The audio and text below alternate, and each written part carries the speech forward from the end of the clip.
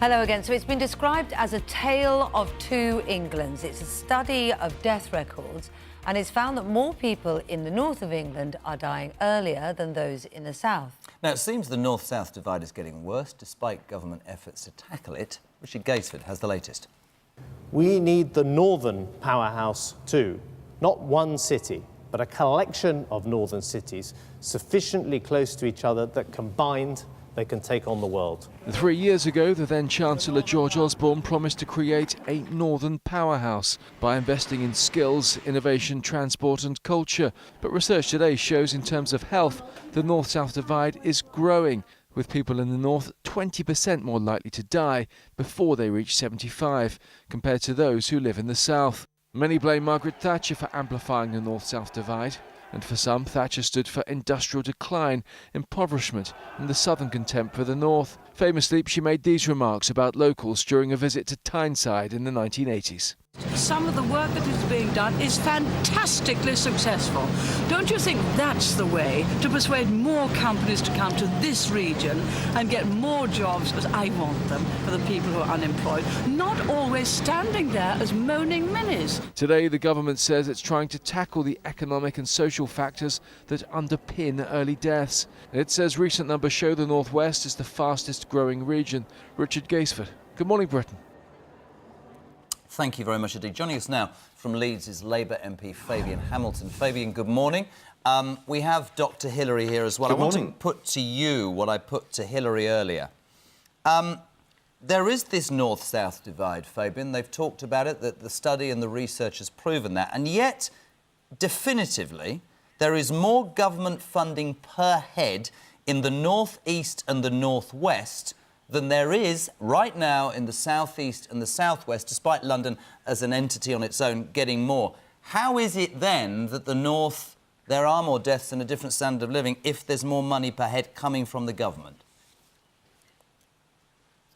Well, first, I dispute how much more money there is coming. I think if you look carefully, you'll find, for example, in transport, considerably more is spent in the south. But let's sweep that aside for a moment. The issue for me, and I see this day in, day out as a constituency MP, is the inequality. The inequality, for example, in pay for people who are in work, the inequality, for example, on 0 hours contracts, the stress that that brings to families who are working and yet have to claim benefits. And the way the benefits system is now so appalling that people are penalised when they're actually in work trying to claim the benefits to make ends meet. It's not a new problem, though, is it? This is a 50-year study. Successive governments, including your own, have faced similar figures. Yes. So it's not just about, as Jeremy said, there has been a huge effort in the last 5 to 10 years to pour more money in. Maybe we're not seeing the benefits of that. But what is the real long-term root problem? Well, I think the long-term problem is, firstly, that London has become almost a city-state in its own right, with a separate economy. That secondly, the public services infrastructure, for all the claims that are made about the increased investment in the north and the northeast and northwest, the fact is that public services generally are being starved of cash and resources, and austerity is taking its toll. The best way to ensure that we have greater equality of resources and incomes is to actually ensure that we have good quality public services that serve the people they're meant to serve. But I think fundamentally the problem we have is the concentration of power and wealth in one part of our country. I don't think any of us would disagree with that. If I can bring in Dr Hillary again, you talked in the last hour about how, yes, it's about money, but it's also about infrastructure, it's about stress-related how life is affected if you haven't got the money, if you haven't got the job opportunities, depression, suicidal thoughts, all those sorts of things. Yeah, well, where there's deprivation, people indulge in escapist behaviour, so they tend to smoke more, they tend to drink more alcohol to excess, and certainly if you look at the regional stats, you'll see more hospital stays as a result of suicide, self-harming, alcoholic cirrhosis, obesity, and these things all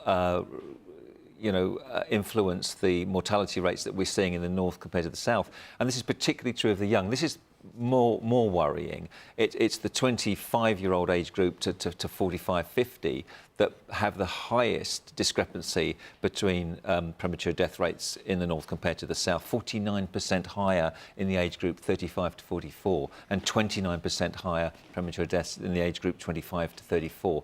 That's very worrying, and that's got worse in the last 20 years. It's very depressing, isn't it? If you are like my family waking up in Chorley in Lancashire this morning, it feels almost a bit like a premature death sentence, and they can't go out and invest in the infrastructure of the north and encourage businesses to come in as individuals. So what do people do?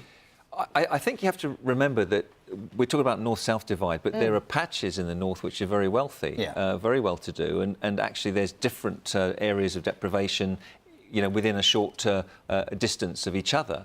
But the overall figures, though, come out that way. That's the worrying thing. Absolutely. So it's about education. It's about this is what I wanted to say, because politicians, and nothing against Fabian at all, I completely get, but Kate made the point that successive governments have failed to invest. Is it not about education? Can we all do more? It's about a number of things, isn't it? It's about having jobs, it's about creating wealth, it's about economics, it's about social deprivation, but education is right up there. I think it's very important to give people the wherewithal to better themselves and to say, let's make the right choices. There's no doubt that health creates wealth. Yeah. And if you give people the wherewithal plus the education, they can make the right lifestyle choices to stay healthier. Let's go back to Fabian Hamilton, if we can. You know, as we were saying, successive governments haven't delivered on the infrastructure and getting the big companies to invest in the north. If you were in power now, what would you do to make that happen? Well, I think, first of all, we need much more regional devolution and regional and local democracy, so that local people can make decisions in their regions, in their localities. We also need to put back the investment in things like further education, which has been starved of funds, and is one way, as Dr. Hillary said, one way of ensuring better health is better education. And yet the education maintenance awards that Labour put in place have been removed. The incentives for young people to go back to college if they've failed or left school early are being removed, and the opportunities that they have are no longer there. It's much more difficult now, if you're a 23-year-old, to leave work and go and study full-time in an FE college, and yet that's exactly what we need. We need more local resources. We need local people to raise money locally and spend that money on what they need in their regions. Thank you, Fabian. Thank you, Hillary. I think anybody would agree that good health shouldn't be based on wealth, should it?